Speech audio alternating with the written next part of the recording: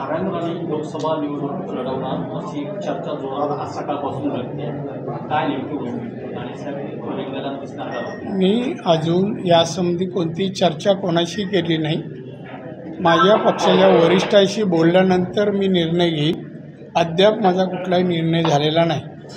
परंतु असं काही संकेत वरिष्ठांकडून आम्हाला जी माहिती मिळाली ती केंद्रीय नेतृत्वाने सांगितलं. तुम्ही जज करा ना, तुमची माहिती किती खरी खोटी.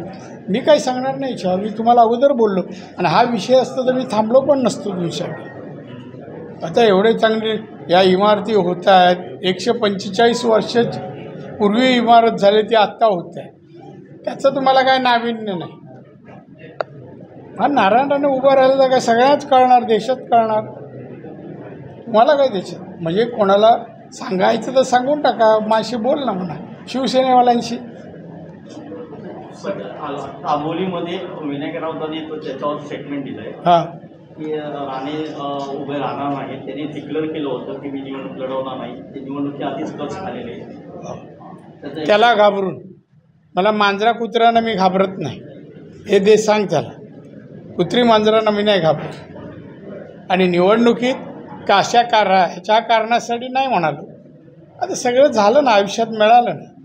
त्याच्यासारखं काय आहे पुढे पण लोंबकळत राहायचं. एबीपी माझा, उघडा डोळे बघा नीट.